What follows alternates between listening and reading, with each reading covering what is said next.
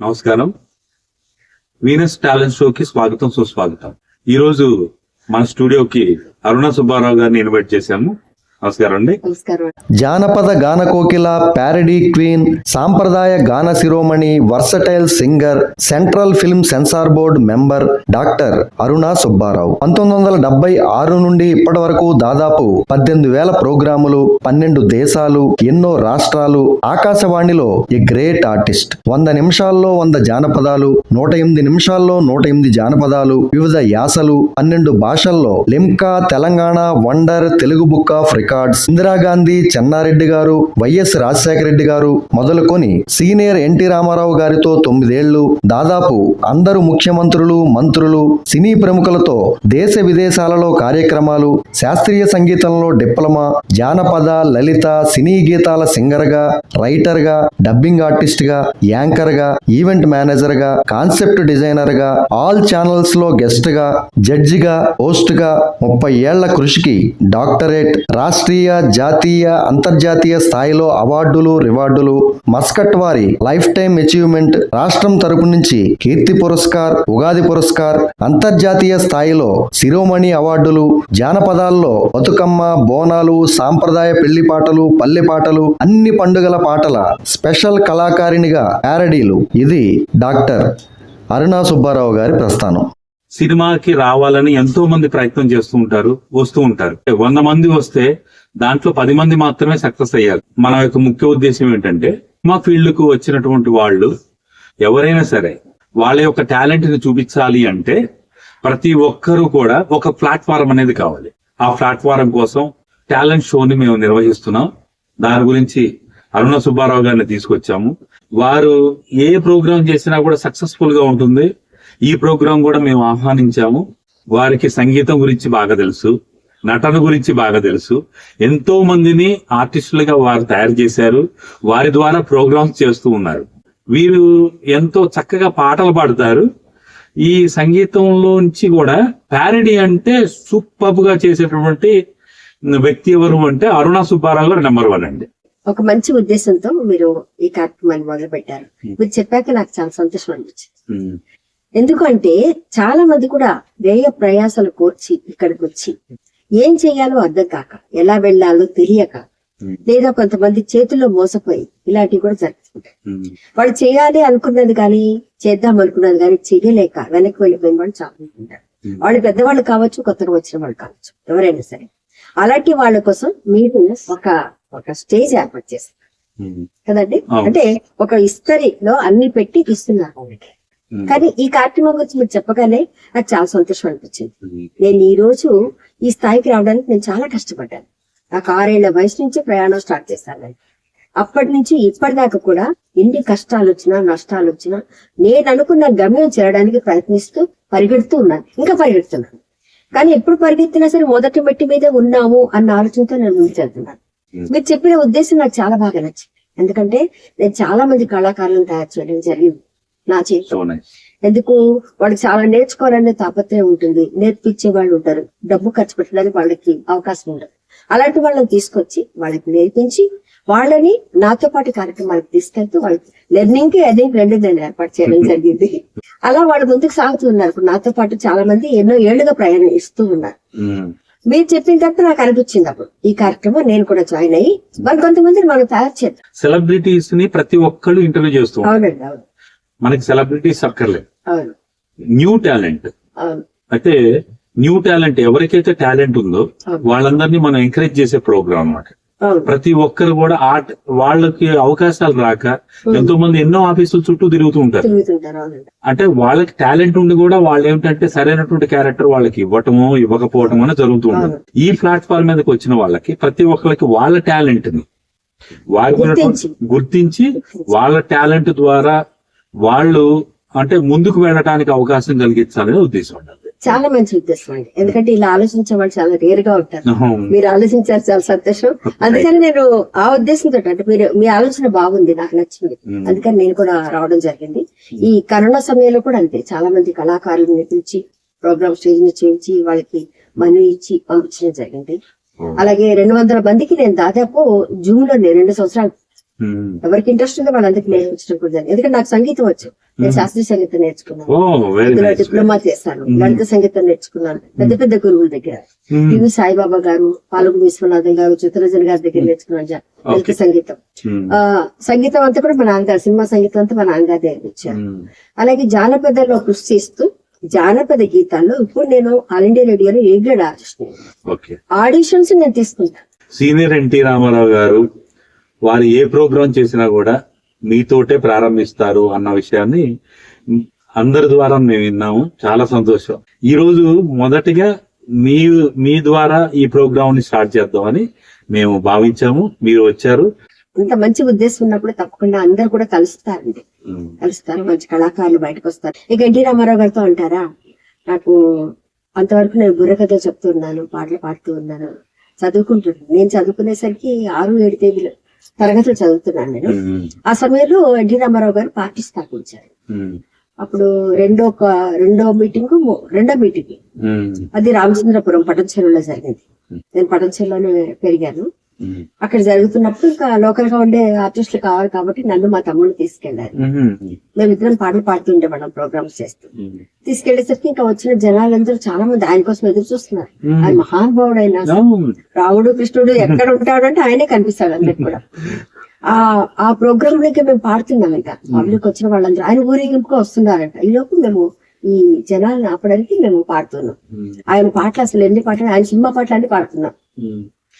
ఉందిలే మంచి కాలం ముందు ముందునా, అందరూ సుఖపడాలి నందనందనా, ఉందిలే వినుడి వినుడి రామాయణ గాథ వినుడి మనసారా, శ్రీరాముని చరితములు తెలిపెదమమ్మ, ఘనశీలవతి సీత కథ వినుడోయమ్మ. సూపర్ సూపర్ అండి. చాలా చాలా మంచి గాత్రం మీకు ఉంది, దేవుడు మీకు ఇచ్చారు. దాంతో పాటు అదృష్టం అనేది మీరు అడుగు పెట్టడంలోనే ఉంది అన్న సంగతి సీనియర్ ఎన్టీ రామారావు గారి నోటి ద్వారానే మనం విన్నాము. నిజంగా అది అదృష్టం అండి.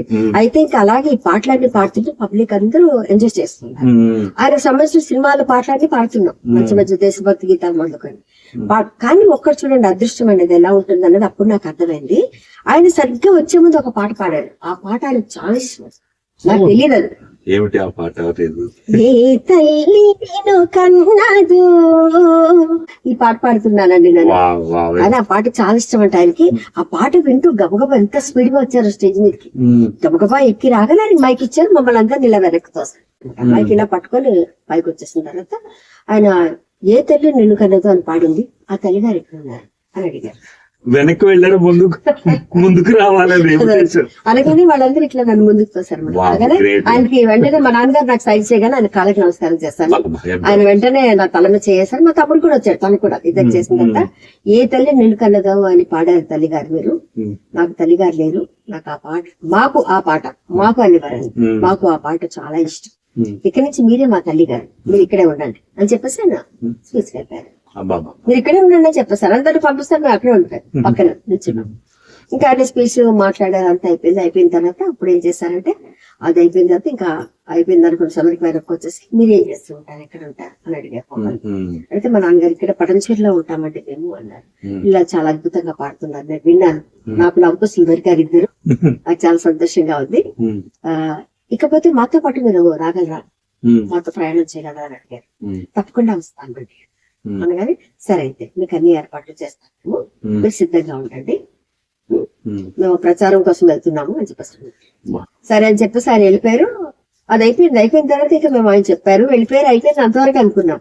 ఆ రాత్రి సాయంత్రం అవగానే మా ఇంటికి పోలీసులు వచ్చారు. పోలీసులు ఎందుకు వచ్చారు, ఇప్పుడే కాదు ఎప్పుడైనా పోలీసులు ఎందుకు వచ్చారు, ప్రతి ఒక్కరి ఇంటికి ఎవరన్నా పోలీసు వాళ్ళు వస్తే ఎందుకు వచ్చారు,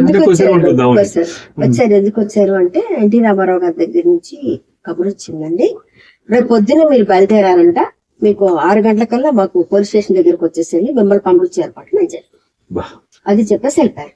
మీకు ఎంత అదృష్టం అండి. NT Rama Rao, senior NT Rama Rao garu okay, వారి దగ్గర కలవటమే చాలా అదృష్టం.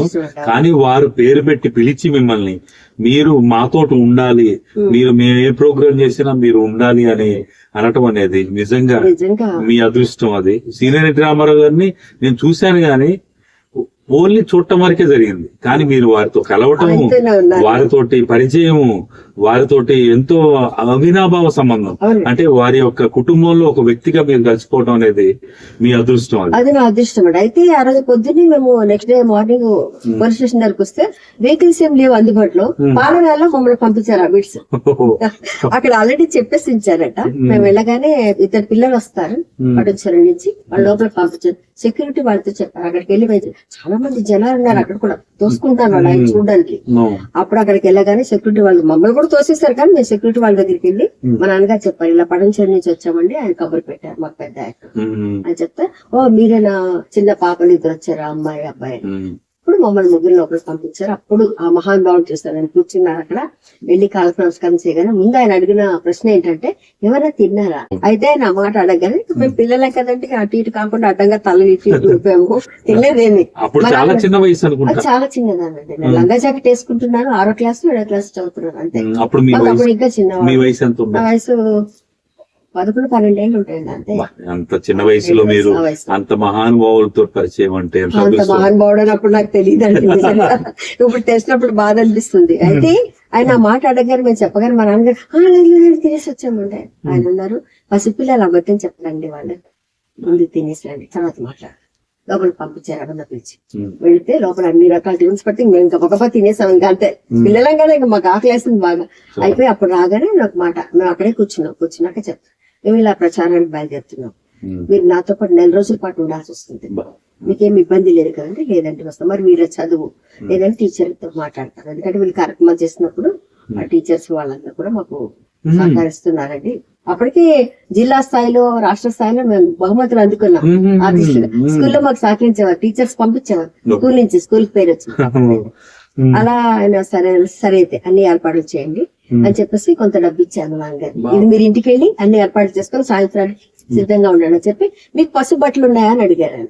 అడిగితే లేవండి అంటే, వెంటనే టైలర్ ని పిలిపించారు. అప్పుడు నాకు రెడీమేడ్ దొరకదు కదా, టైలర్ ని పిలిపించి మాకు కొలతలు తీసుకుంటే ఆయన ఒక మాట చెప్పారు, నాకు అది బాగా గుర్తుంది కళ్ళ ముందు. పాపకి పసుపు కలర్ లంగా కావాలి, పట్టు లంగా, అంచు ఎరుపు రావాలి, ఆమె పైన వేసుకున్న జాకెట్ కూడా ఎరిపే రావాలి. వాడు మా తమ్ముడు చూస్తే ఆయన వాడు మగపిల్లాడు, వాడు ఏది వేసుకున్నా పర్లేదు, వాడు పసుపు ప్యాంటు పసుపు చొక్కా పుట్టండి అని చెప్పారు, కొలతలు తీస్తారు. ఇంకా మేము మా నాన్నగారిని పంపిస్తే, డబ్బులు ఇచ్చి పంపిస్తే నేను పట్ల అవన్నీ చదువుకొని మేము అన్ని చదువుకొని సాయంత్రానికి వచ్చేసాం. ఒక ట్రైన్ ఆ రోజుల్లో ఫస్ట్ క్లాస్ ఏసీ బుక్ చేశాం. ఎక్కడికి వెళ్ళాం, మొట్టమొదటిసారిగా కారం చెడు వెళ్ళాం, పరచూరు వెంకటేశ్వరరావు గారి కారం చెడు పురంధరేశ్వరి గారికి. వాళ్ళ ఇంటికి వెళ్ళినప్పుడు ఎవరిది అంటే వాళ్ళ అమ్మాయి గారి ఇల్లు అండి అని చెప్పారు. నాకు అది గుర్తు. చాలా పెద్ద లోగిలి అంటారు కదండి, అక్కడ అన్ని ఆవులు అన్ని ఉన్నాయి, కోళ్ళు అన్ని ఉన్నాయి, చాలా పెద్ద ఇల్లు. ఆయనకు ఒక రూమ్ ఇచ్చారు, ఇక్కడ మాకు ఒక రూమ్ ఏర్పాటు చేశారు.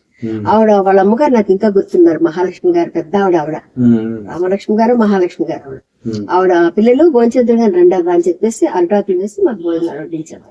పరచూరు ఊర్లో అక్కడ ఒక పత్తి ఫ్యాక్టరీలో ఆ పక్క రూమ్ ఆయన ఉన్నారు, ఈ పక్క రూమ్ లో మేము ఉన్నాం. Bathroom combined. అంటే ఆయన అటు నుంచి వెళ్ళాలన్నా మేము అటు వెళ్ళాలన్నా భయం వేస్తుంది. ఆయన ఆ రూమ్ లో ఉండేవారు, ఎదురు కూర్చున్నారు అనమాట. అలా చేసి మొట్టమొదట ఆయనతో పాటు చతుర రథం మీద ఒక ఊరికి వెళ్ళారు. అక్కడికి వెళ్ళగానే మేము మా పాట స్టార్ట్ అయిపోయింది. భారత మాతకు జేజేలు, బంగారు భూమికి జేజేలు, ఆ సేతు హిమాచల సస్య శ్యామల జీవదాత్రికి జేజేలు. ఈ పాట అంటే ఇది ఒకటితో పాటు మా తెలుగు తల్లికి పాట కూడా ఆయన పాడించేవాడు. అయితే కొంచెం డిఫరెంట్ చేశారు అది. మా తెలుగు తల్లికి మల్లె పూదండ, మల్లె పూదండ, మా కన్నా తల్లికి మంగళారతులు, మంగళారతులు. మా తెలుగు తల్లికి మల్లె పూదండ మల్లె పూదండ, మా కన్నా తల్లికి మంగళారతులు. చెయ్యెత్తి కొట్టు తెలుగోడా, గతమెంతో ఘన కీర్తి కలగోడా. చెయ్యెత్తి కొట్టు తెలుగోడా, గతమెంతో ఘన కీర్తి కలగోడా. చెయ్యెత్తి జై కొట్టు తెలుగోడా, ఇప్పటికీ నా మనసులో అది మార్మోగుతూ ఉంటుంది. వారితోటి మీరు అంటే ట్రావెల్ చేయటం అనేది అది మీ అదృష్టం. మీరు ఇప్పుడు మాతో ఉండటం అనేది మా అదృష్టంగా మేము భావిస్తాం. నేను చేసుకున్న పుంజం అండి అది, ఆయనతో పాటు తిరగడం. అలా మేము పాడగానే పబ్లిక్ అందరూ పరిగెత్తుకుంటూ వచ్చేసారు. అప్పుడు ఆ సినిమాలో చూసాను, రాగానే పరిగెత్తుకుంటూ వస్తారు చూడండి. అది నేను చూసి నేను ఆశ్చర్యపోయాను అనమాట. అలా చేస్తే అప్పుడు ఆయన రాగానే అప్పుడు ఆయన మైక్ తీసుకుని మాట్లాడారు. ఒకరిద్దరు కొంతమంది రికార్డు పెట్టారంటే ఇందాక పాటలు వచ్చాయి అన్నాను. రికార్డు కాదు, అదిగో మా వాళ్ళు పాడుతున్నారు, నిల్చుంటారా కనిపించట్లేదు అన్నాను. అక్కడ మళ్ళీ మీరు అప్పుడు చిన్నగా ఉండేవాళ్ళు కనిపించే వాళ్ళం కాదు, చిన్న పిల్లలు పాడేవాళ్ళం కాదు. వాళ్ళు రికార్డు పెట్టారేమో అనుకోండి, అంటే మా వాళ్ళు రికార్డు లాగానే పాడతారు అని చెప్పేసి ఆయన మళ్ళీ అదొక మాకు కాంప్లిమెంట్ ఇచ్చారు. అప్పుడు మళ్ళీ వెంటనే మాకు మైక్ ఇవ్వగానే మేము వెంటనే మళ్ళీ శ్రీరామ సుగుణధామ సీతామనోభిరామ సాకేత సార్వభౌమ శ్రీరామ సుగుణధామ. దైవ స్వరూపాన్ని ఎన్టీ రామారావు రూపంలో చూస్తారు. ఇప్పుడు కూడా కృష్ణుడు కావాలి అంటే కృష్ణుడు అంటే ఎన్టీ రామారావు గారే, సీనియర్ ఎన్టీ రామారావు గారు. రాముడు అంటే అతని రూపాన్నే తీసుకుంటారు ప్రతి ఒక్కరు. ఈవెన్ రావణాసురుడు అయినా కూడా ఆయన గెటప్ నే చూసుకుంటారు. ఎందుకంటే ఆ రూపంలో ప్రతి ఒక్క క్యారెక్టర్ కూడా ఇమిడి ఉంటుందండి. అంటే అంత అద్భుతమైనటువంటి నట సార్వభౌమ మహానుభావుడు అండి ఆయన. అలాగే నాకు తెలిసి ఏంటంటే అలా పాడితే అందరూ రాగానే అసలు అప్పుడు ఆయన మాట్లాడాను. అలా ఒక రోజంతా చేసిన తర్వాత ఆయనకు ఒక డౌట్ వచ్చి తర్వాత చెప్పారు నెక్స్ట్ డే ఆయన, ఇలా అయితే కొంచెం కష్టం అయిపోతుంది మనకి, వాళ్ళు వచ్చినాక మనం స్టార్ట్ చేసి ప్రారంభించి మళ్ళీ వేరే ఊరు తిరగడం అన్నది కష్టం కాబట్టి ఒక పని చేద్దాం, ఒక చిన్న రథం తయారు చేయించండి అని అప్పటికప్పుడు చెప్పించి ఇంకోటి రథం రెడీ చేయించారు. రాజు తలుచుకుంటే రథం ఏమిటండి, ఆకాశం నుంచి ఏదైనా తిప్పగలరు. అలా ఆయన తయారు చేస్తారు అనమాట. నాకేంటంటే ఇప్పటికీ నాకు అది గుర్తుంది. ఆయన క్యాన్వై ఇలా వెళుతుంటే వెనక ఇంత పెద్దది అంబులెన్స్ తో సహా పక్కన ఉండేవండి, అన్ని మాపక దండంతో సహా అంబులెన్స్. ఈ సైడ్లకి బుల్లెట్స్ మీద పోలీసులు వెళ్తుంటే మేము అంకుల్ అని మధ్య మధ్యలో పిలుస్తుంటారు. అదొక సంతోషం మాకు. అంటే ఇలా వెనక్కి తిరిగి చూసిందండి ఎన్ని వెహికల్స్ వస్తున్నాయి, మేము పిల్లలే కదా, మా ఉత్సాహం మాది. అయితే అలా వెళ్ళిన తర్వాత అప్పుడు ఏం చేస్తారు, ఒక చిన్న రథాన్ని నెక్స్ట్ డే తెప్పించారు. తెప్పించి ఆ రథంలో ఆయన ఒక మాట చెప్పారు, పళ్ళు బిస్కెట్స్ తినుబండారాన్ని దాంట్లో పెట్టారు, మంచినీళ్ళు పాలు. చిన్న పిల్లలు వాళ్ళకి ఆకలిస్తుంది, వాళ్ళు మాట మాటికి ఏదో ఒకటి తింటూ ఉంటారు. మా కార్ నిండా బోర్డు తినడమే పని మాకు. అప్పుడు మనతో ట్రావెల్ చేసే వాళ్ళు ఎంతమంది ఉన్నారు, వారికి ఏమేం కావాలి అన్ని ఫెసిలిటీస్ మనం కల్పించాలని ఆలోచించడం అనేది వారి యొక్క గొప్పతనం. అవునండి, అదొకటే కాదు, నేను కొన్ని కళ్ళారా చూసాను కొన్ని విషయాలు కూడా. అయితే అలా మేము వెళ్ళి అప్పుడు ఏం చేశారంటే ఆయన ఒక ఊరి దగ్గరికి వెళ్ళగానే ముందు మాది రథం పంపించేవాడు. రథం పంపించా పాడండి రా అని చెప్తే మేము పాటలు మొదలు పెట్టగానే పబ్లిక్ అంతా రాగానే ఇప్పుడు మాకు సైక్ చేసి మీరు వేరే ఊరికి వెళ్ళిపోండి అంటే అక్కడి నుంచి 2-3 కిలోమీటర్ల దూరంలోనే ఊర్లు ఉండేది. నేను అలా ప్రకాశం జిల్లా మొత్తం చూసాను మేము ప్రతి పనికి వెళ్ళి. అలా ఆయనతో దాదాపు ఒక 23 జిల్లాల వరకు తిరిగానండి నేను, తిరగడం జరిగింది. అలాగే ఆయన ప్రమాణ స్వీకారోత్సవానికి మొట్టమొదటి ప్రార్థన గీతం నేను మా ప్రజల పాట, అది నాకు అదృష్టం. అలాగే అప్పుడు ఆయనకి ఏం అర్థమైందో తెలియదు కానీ ఎక్కడికన్నా అక్కడ కొన్నిటికి ఆయన వెళ్ళలేకపోతున్నారు, కాసేపు ఉండి వెళ్ళిపోతారు అనుకున్నప్పుడు ఆయన సరే మా తల్లిగారు వాళ్ళని పంపిస్తానండి, ఆవిడ వచ్చారంటే కంపల్సరీ వాళ్ళు గెలుస్తారు. మేము వెళ్ళిన వాళ్ళందరూ గెలిచారు. ఐ థింక్ అలా ఆయనతో పాటు ప్రోగ్రామ్ చేస్తూ దాదాపు 9 ఏళ్ళు ట్రావెల్ చేస్తానండి. 9 ఏళ్ళు దాదాపు ఆయనతో పాటు. మధ్యలో పెళ్ళైన తర్వాత నేను విజయవాడ వెళ్ళిపోయాను, మళ్ళీ ఆయన కలవలేదు. ఆయన గండిపేటలో శిక్షణ తరగతులు అవన్నీ ఇచ్చేవారు అందరికి. ఎందుకంటే ఎవరైనా సరే వేరే వాళ్ళ గురించి మాట్లాడకూడదు, మన గురించి మనమే మాట్లాడాలి. మనందరం కళాకారులు. భోజనం చేసినప్పుడు ఆయన లైన్ లో నుంచినేవారు. నుంచుంటే వీళ్ళందరూ చూసి చిన్న పాప ఎవరు ఆయన దగ్గరికి వెళ్ళలేరు కదా, ఆయన రాగానే అందరూ వెనక్కి ఇలా జరిగిపోయారు దూరంగా.